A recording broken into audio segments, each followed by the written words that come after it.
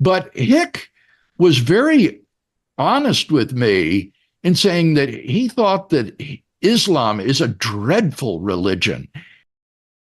In today's video, we will explore why William Lane Craig's doctoral mentor John Hick thought that Islam is a dreadful religion.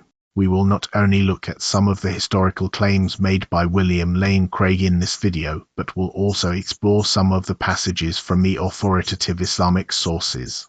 And then, we will leave it up to you to decide if John Hick was correct to label Islam as a dreadful religion.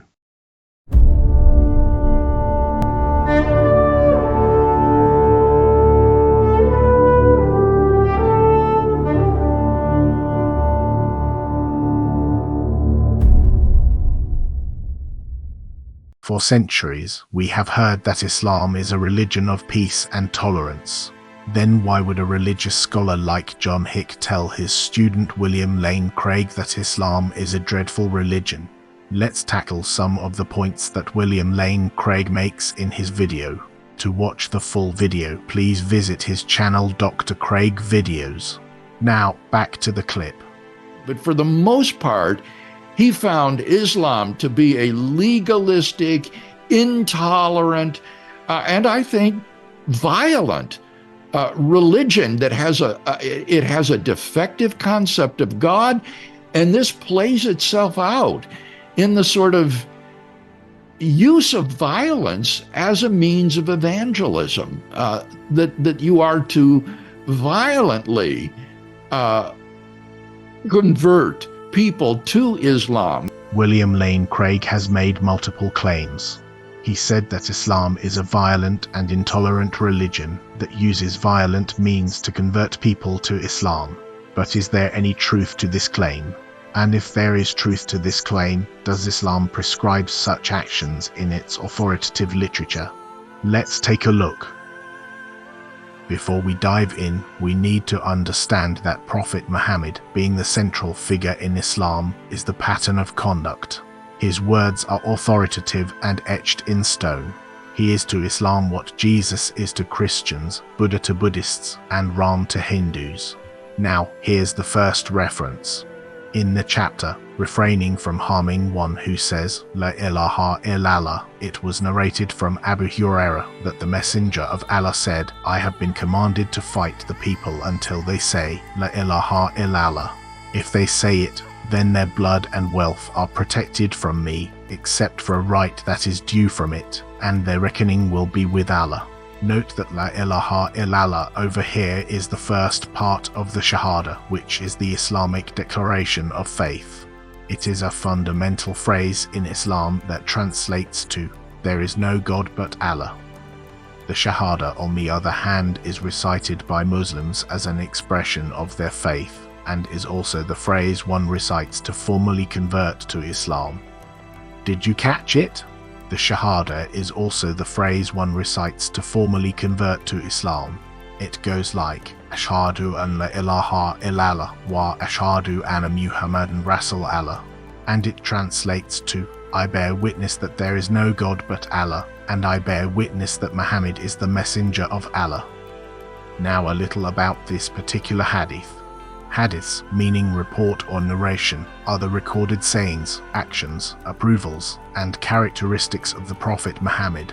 They serve as a crucial source of guidance in Islam, second only to the Quran. Hadiths are usually graded. Sahih means authentic and signifies a strong chain of narrators and content without contradictions or errors. Hasan means good and signifies reliable but with a slightly lesser degree of authenticity than Sahih, still considered acceptable for legal and spiritual guidance. DF means weak and has issues with the chain of narrators or content, making it less reliable. Mawdu means fabricated and known to be falsely attributed to the Prophet. As you can see, this one is graded Sahih, which means authentic. But can we trust the testimony of just one person, namely Abu Hurairah in this case? Well, it depends on the individual, but let's make the case stronger by finding another testimony by a different person. In the chapter, refraining from harming one who says, La ilaha illallah, it was narrated from Jabir that the messenger of Allah said, I have been commanded to fight the people until they say, La ilaha illallah. If they say, La ilaha illallah, then their blood and wealth are protected from me, except for a right that is due from it, and their reckoning will be with Allah. Note that this again is a Sahih hadith. While 2 testimonies are better than 1, 3 are even better. So, let's have a look at another Sahih hadith.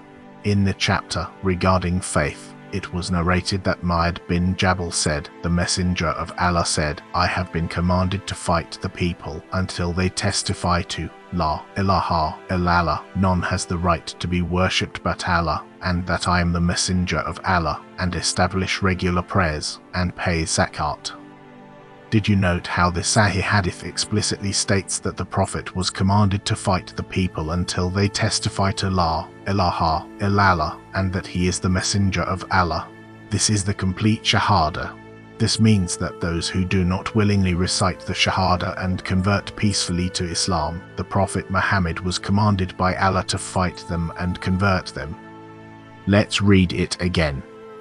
In the chapter regarding faith, it was narrated that Ma'ad bin Jabal said, the messenger of Allah said, I have been commanded to fight the people until they testify to La ilaha illallah, none has the right to be worshipped but Allah, and that I am the messenger of Allah, and establish regular prayers, and pay zakat. Zakat over here is one of the 5 pillars of Islam, and refers to the obligatory form of almsgiving or charitable giving that every eligible Muslim must pay. A non-Muslim does not pay zakat. Hence, to pay zakat, Prophet Muhammad said that he was commanded to fight people till they recited the Shahada, became Muslim, and started paying zakat. Does the word fight over here seems like a peaceful and willing conversion to you? Let us know in the comments below. But what happens if a person willingly converts to Islam and then decides to renounce it by becoming an apostate? Does Islam approve apostasy? And if it does, then at what cost? That is the topic of our next video. And please note that this channel is not anti-Islamic or anti-religion. We are here to expose contradictions in religion, philosophy, and science. So stay tuned for our upcoming videos, and don't forget to join the call.